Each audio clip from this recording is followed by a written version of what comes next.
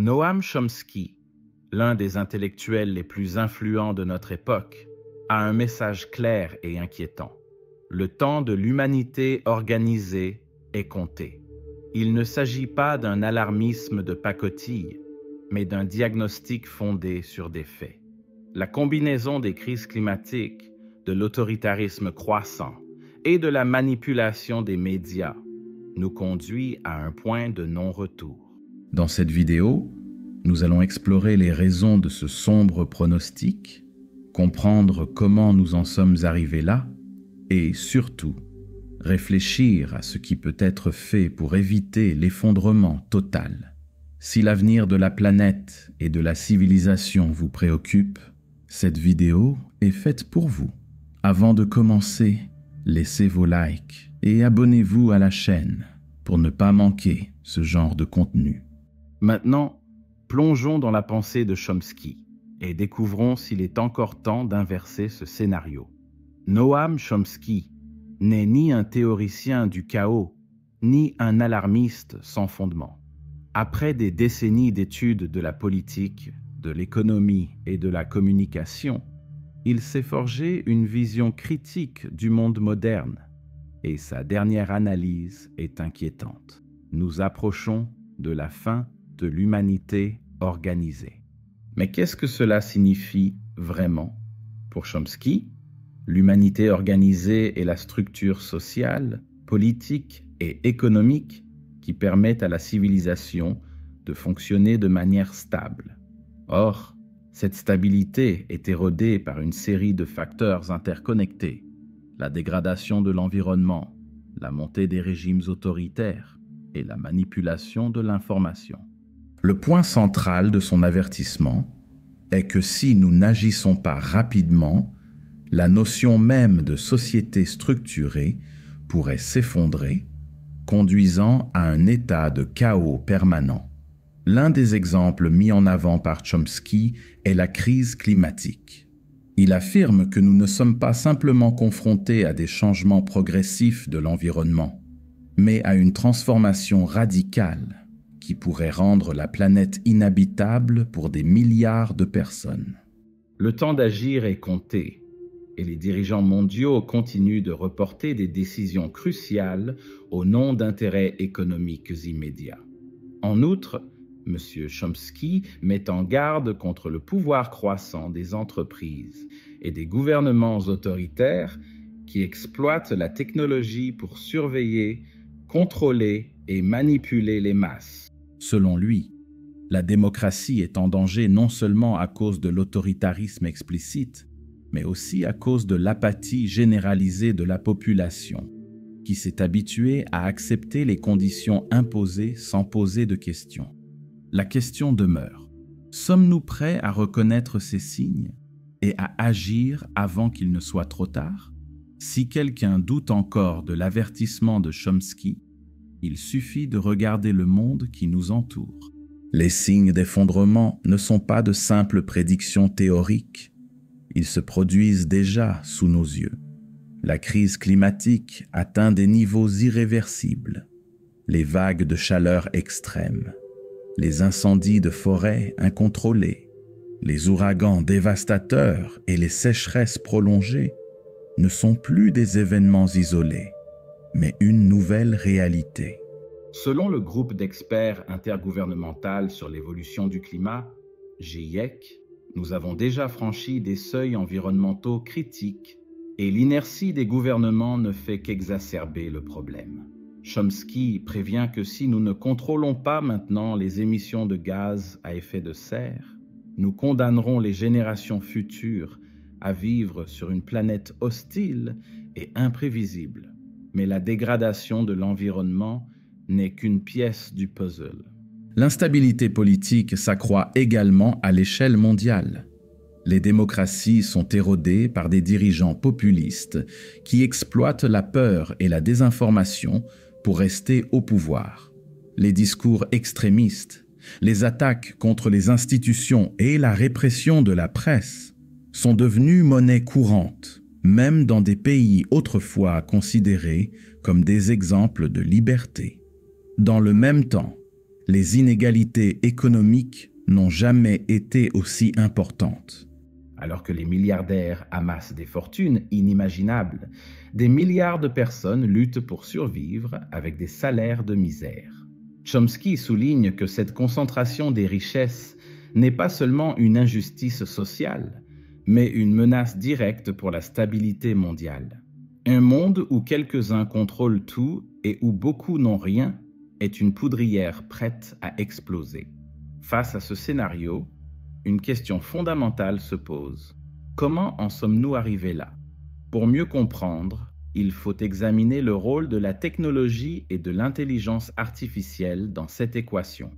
La technologie, autrefois considérée comme la clé du progrès humain, est aujourd'hui devenue l'une des plus grandes menaces pour notre organisation sociale. Chomsky met en garde contre le fait que nous ne progressons pas seulement sur le plan technologique, mais que nous perdons également le contrôle des outils que nous avons créés. L'intelligence artificielle, par exemple, transforme radicalement le monde du travail. Les entreprises remplacent les travailleurs par des algorithmes et des robots, ce qui accentue encore les inégalités économiques. Résultat, des millions de chômeurs qui n'ont aucune chance de réintégrer le marché du travail. Pendant ce temps, la richesse générée par ces innovations est concentrée entre les mains de quelques-uns, ce qui creuse le fossé entre les riches et les pauvres. En outre, la technologie est devenue un instrument de surveillance et de contrôle. Les gouvernements et les entreprises utilisent les big data pour surveiller les citoyens, prédire les comportements et influencer les décisions. Les réseaux sociaux, qui sont censés relier les gens, sont utilisés pour manipuler les opinions et répandre la désinformation. Le concept même de vie privée est en train de disparaître et beaucoup acceptent cette réalité sans résistance. Pour Chomsky, le problème n'est pas seulement l'avancée de la technologie, mais qui la contrôle. Aujourd'hui, ce sont les grandes entreprises et les gouvernements autoritaires qui détiennent ce pouvoir. Si la société ne se mobilise pas pour réguler et limiter cette domination, la technologie ne sera pas un outil de libération, mais un mécanisme d'oppression. La question qui se pose est la suivante. Sommes-nous vraiment maîtres de notre destin ou sommes-nous déjà devenus les otages d'un système que nous ne pouvons plus contenir? Nous vivons à l'ère de l'information, mais cela ne signifie pas que nous sommes mieux informés. Au contraire, selon Noam Chomsky, nous sommes bombardés d'une quantité absurde de données, de récits déformés et de fake news qui obscurcissent la réalité et empêchent l'action collective. La désinformation n'est pas une erreur du système, c'est une stratégie délibérée de contrôle. Les médias traditionnels, qui étaient autrefois considérés comme une source fiable d'informations, sont de plus en plus compromis par des intérêts économiques et politiques. Les grands conglomérats médiatiques filtrent ce qui parvient au public, façonnant la perception de la réalité en fonction de leur propre agenda. Les journalistes indépendants sont réduits au silence, tandis que le sensationnalisme et les distractions dominent l'actualité. Les tragédies deviennent des divertissements et les questions vraiment importantes sont laissées de côté. Parallèlement, l'essor des médias sociaux a créé un nouveau champ de bataille pour la guerre de l'information. Aujourd'hui, tout le monde peut diffuser du contenu, mais cela ne signifie pas toujours une plus grande liberté d'expression. Des plateformes comme Facebook, X, anciennement Twitter, et TikTok utilisent des algorithmes qui favorisent le contenu en fonction de l'engagement plutôt que de la véracité. Cela crée des bulles d'information et renforce les théories du complot, tandis que les faits concrets sont discrédités. Chomsky souligne que l'un des plus grands dangers de la désinformation est l'apathie qu'elle génère. Lorsque les gens sont constamment exposés aux mensonges, à la manipulation et aux récits contradictoires, beaucoup d'entre eux abandonnent tout simplement la recherche de la vérité. Le résultat, Une population aliénée, confuse et facilement manipulable.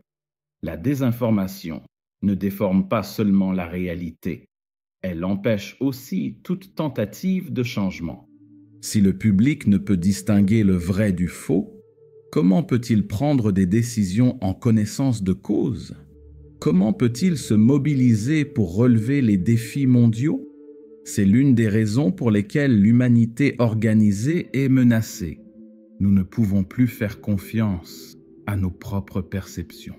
Le problème est exacerbé lorsque des gouvernements autoritaires utilisent cette confusion à leur avantage. Dans les régimes totalitaires, la manipulation de l'information est un pilier central du pouvoir. Mais même dans les pays démocratiques, la vérité est constamment attaquée.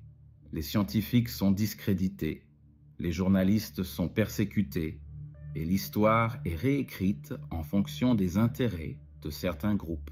Si la société n'est pas capable de résister à cette guerre de la vérité, nous risquons de perdre l'un des piliers fondamentaux de la civilisation, la capacité de discerner, de questionner et de rechercher la connaissance. Mais pendant que l'information est manipulée, l'un des plus grands défis de notre époque continue d'être ignoré, la crise climatique. S'il existe un consensus parmi les scientifiques sérieux du monde entier, c'est bien celui-ci. Nous détruisons la planète à un rythme alarmant. La crise climatique n'est plus une menace lointaine.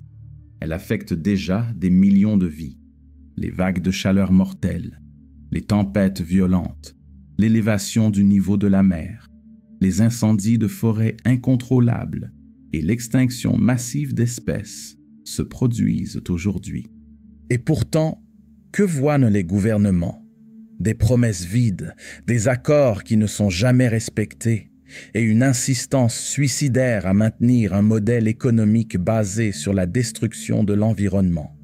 Noam Chomsky prévient que le vrai problème n'est pas un manque de connaissance de la gravité de la situation, mais un manque de volonté politique d'agir. La raison en est simple. La logique du profit immédiat l'emporte toujours sur toute préoccupation pour l'avenir. Les plus grandes entreprises du monde, en particulier celles du secteur des combustibles fossiles, ont suffisamment de pouvoir pour influencer les décisions politiques et faire en sorte que tout changement réel soit reporté le plus longtemps possible. Pendant ce temps, les gens ordinaires subissent quotidiennement les conséquences de cette destruction et paient le prix de la négligence des élites. Le plus alarmant est que, même face à des preuves indiscutables, une partie importante de la population continue de nier l'existence de la crise climatique. Il ne s'agit pas d'une coïncidence, mais plutôt du résultat direct d'une désinformation délibérée promue par des secteurs puissants qui profitent de la destruction de l'environnement. Les entreprises financent des campagnes visant à discréditer les scientifiques, tandis que les politiciens utilisent la polarisation idéologique pour transformer un problème mondial en un simple conflit de récits. La question qui se pose est la suivante. Combien de temps pouvons-nous ignorer la réalité avant qu'il ne soit trop tard? L'humanité a-t-elle vraiment la capacité de changer de cap? Ou sommes-nous condamnés à regarder la civilisation s'effondrer sans réagir? J'aimerais maintenant savoir ce que vous en pensez. Croyez-vous que les gouvernements peuvent encore renverser la situation ou avons-nous déjà franchi le point de non-retour? Laissez votre commentaire ci-dessous et n'oubliez pas d'aimer la vidéo. Cela permet de diffuser la discussion et d'atteindre un plus grand nombre de personnes. Alors que la planète est confrontée à des crises environnementales, économiques et sociales, un autre phénomène se développe silencieusement et rend la situation encore plus dangereuse, la montée de l'autoritarisme. Pour Noam Chomsky, ce mouvement n'est pas un hasard, mais une conséquence directe de la désillusion des peuples face aux systèmes politiques actuels. En période d'instabilité, De nombreuses sociétés recherchent des leaders forts, des personnalités qui promettent des solutions rapides à des problèmes complexes. Cependant, ces dirigeants utilisent souvent la colère populaire pour consolider leur propre pouvoir en s'attaquant aux droits civils, en réduisant les opposants au silence et en concentrant de plus en plus de contrôle sur l'État. Il en résulte une érosion progressive de la démocratie, la population, s'habituant à des mesures autoritaires au nom de la sécurité et de la stabilité. Ce schéma se répète tout au long de l'histoire. Les dictatures n'apparaissent pas du jour au lendemain, mais par le biais de petites concessions. La censure, la persécution des journalistes, les restrictions imposées aux manifestations et les attaques contre les institutions démocratiques commencent subtilement, jusqu'à ce que, sans que l'on s'en rende compte, la liberté ait disparu. Chomsky prévient que la technologie moderne a rendu ce processus encore plus efficace. Aujourd'hui, les gouvernements autoritaires utilisent des systèmes de surveillance de masse, l'intelligence artificielle et la manipulation de l'information pour s'assurer que leur discours est le seul accepté. Les réseaux sociaux, qui pourraient être des outils de résistance, sont souvent utilisés pour contrôler et diviser la population. Ce qui rend ce scénario encore plus inquiétant, c'est la normalisation de la répression. De nombreuses personnes, fatiguées de la corruption et de l'inefficacité des démocraties, acceptent ces changements sans résistance, estimant qu'il s'agit d'un mal nécessaire.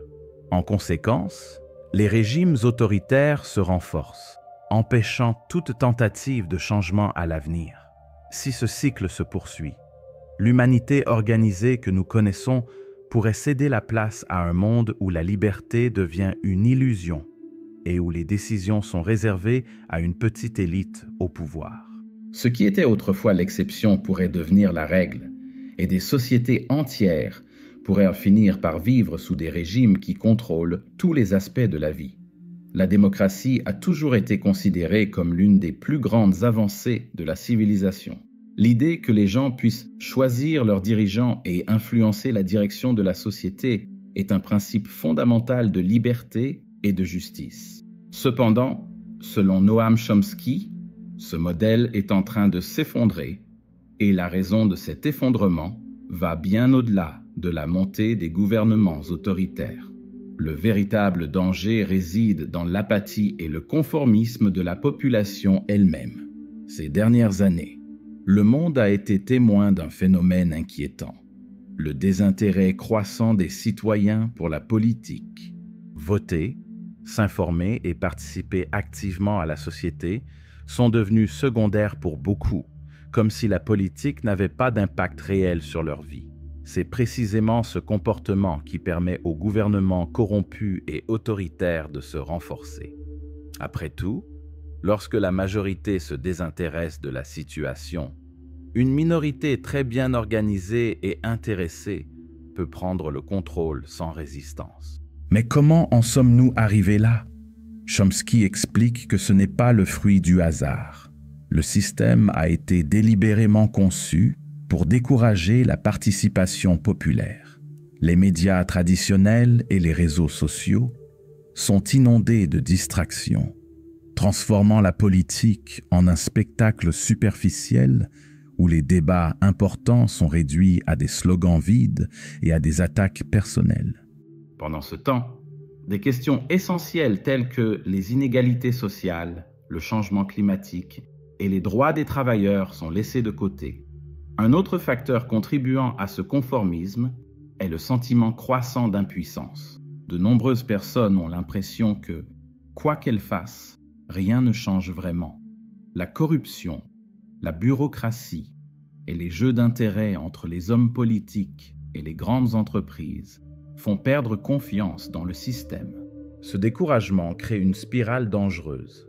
Moins les gens croient en la démocratie, plus ils laissent la place à des figures autoritaires pour prendre le contrôle. Il en résulte un affaiblissement progressif des institutions démocratiques. lorsqu'un gouvernement commence à restreindre les libertés, à contrôler la presse et à réprimer les manifestations, nombreux sont ceux qui l'acceptent passivement parce qu'ils pensent qu'il n'y a pas d'alternative viable. Le problème est que plus cette mentalité persiste, plus il devient difficile d'inverser la situation. L'histoire a montré à maintes reprises que les régimes autoritaires ne sont pas faciles à renverser, surtout lorsqu'ils sont fondés sur le conformisme de la société. Si la démocratie continue d'être traitée comme un détail sans importance dans la vie quotidienne, nous courons le risque de la voir disparaître sans même nous en rendre compte. Le véritable défi, selon Chomsky, n'est pas seulement de résister à l'autoritarisme, mais de réveiller les gens de leur apathie et de leur faire comprendre que la politique n'est pas un jeu lointain, mais la base de tout ce qui affecte nos vies. Pendant des siècles, on nous a appris à croire que la croissance économique était synonyme de progrès. Plus une économie croît, plus un pays devient prospère. C'est du moins le discours dominant. Cependant, Noam Chomsky affirme que cette vision est non seulement erronée, mais aussi dangereuse. Le modèle économique actuel, basé sur une croissance infinie, nous conduit vers un effondrement environnemental, social et politique. La logique de ce système est simple: produire plus, vendre plus, faire plus de profit. Les gouvernements et les entreprises promeuvent ce cycle comme quelque chose de positif, mais discutent rarement des conséquences à long terme. Pour maintenir cette croissance, les ressources naturelles sont exploitées sans limite, l'environnement est dévasté et des millions de travailleurs sont soumis à des conditions de plus en plus précaires. Le paradoxe est évident. Bien que les indices économiques indiquent une croissance, les inégalités n'ont jamais été aussi grandes. Les milliardaires amassent des fortunes inimaginables, tandis que des millions de personnes vivent dans la misère. Les grandes entreprises font des profits comme jamais auparavant, mais les salaires réels stagnent depuis des décennies. Si le progrès économique était réellement synonyme de bien-être, pourquoi la qualité de vie de la plupart des gens ne s'améliore-t-elle pas? Chomsky souligne que cette illusion de progrès est entretenue par la propagande et la manipulation des médias. Le système nous fait croire que si nous travaillons suffisamment, nous pouvons nous aussi réussir. En réalité, la concentration des richesses et du pouvoir empêche la plupart des gens de prospérer réellement.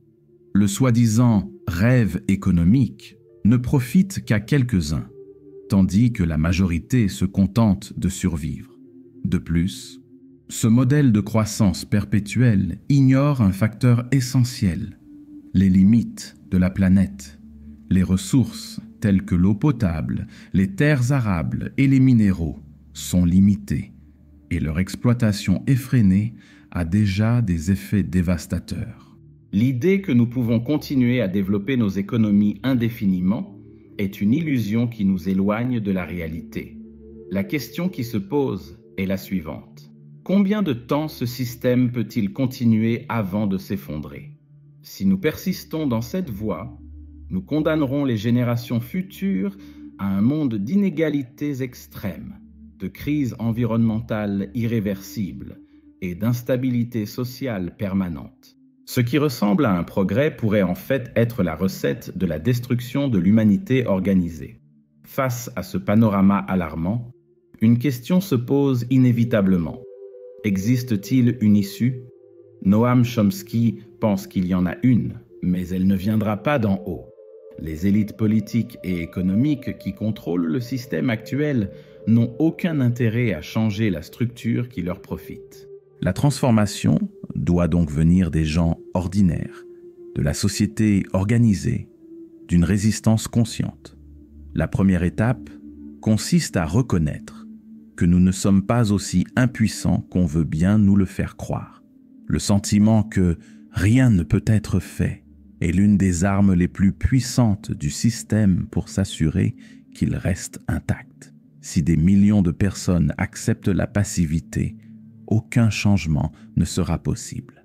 Mais s'il y a mobilisation, pression et prise de conscience, le cours de l'histoire peut être modifié. L'éducation joue un rôle central dans ce changement. Et ici, nous ne parlons pas seulement d'éducation formelle, mais de la recherche active de connaissances critiques. Remettre en question les récits tout faits, comprendre le fonctionnement du pouvoir et identifier les schémas historiques sont des compétences fondamentales pour ne pas tomber dans les pièges de la manipulation médiatique et politique. Un autre facteur crucial est l'organisation collective. Aucun changement significatif ne s'est produit dans l'histoire sans que des groupes ne s'unissent pour lutter. Des mouvements ouvriers aux manifestations pour les droits civiques et environnementaux, toutes les grandes réalisations ont été le résultat de l'action conjointe de personnes qui refusaient d'accepter le statu quo. En outre, nous devons réévaluer notre conception de la réussite et du progrès. Le modèle actuel nous enseigne que le but de la vie est d'accumuler des richesses. Mais cette mentalité ne fait que perpétuer les inégalités et la destruction de l'environnement. Nous avons besoin d'une nouvelle vision de la société, où le bien-être collectif est la priorité, et pas seulement la croissance économique à tout prix. Cela signifie qu'il faut faire pression sur les gouvernements pour qu'ils prennent des mesures concrètes contre la crise climatique, exiger des grandes entreprises qu'elles fassent preuve de transparence et de responsabilité et soutenir les initiatives qui promeuvent une économie plus durable et plus égalitaire. De petites actions individuelles, telles qu'une consommation plus consciente et la valorisation des entreprises et des hommes politiques engagés dans des changements structurels, font également partie de ce processus. La question qui demeure est la suivante. Sommes-nous prêts à sortir de notre inertie et à assumer la responsabilité de l'avenir? La transformation ne sera ni facile ni rapide. Mais l'alternative, continuer sur la voie actuelle, signifie accepter l'effondrement inévitable de l'humanité organisée. Après tout ce que nous avons discuté, une chose est claire. L'humanité organisée est confrontée à l'un de ses moments les plus critiques. La crise climatique, la montée de l'autoritarisme, la manipulation de l'information et l'illusion du progrès économique sont autant de forces qui, si elles ne sont pas prises en compte, pourraient conduire à l'effondrement de la civilisation telle que nous la connaissons. Noam Chomsky ne se contente pas d'alerter sur un avenir lointain. Il nous montre un présent qui porte déjà les signes de cette décadence. Ce n'est pas dans 10 ou 20 ans qu'il faut agir. C'est maintenant.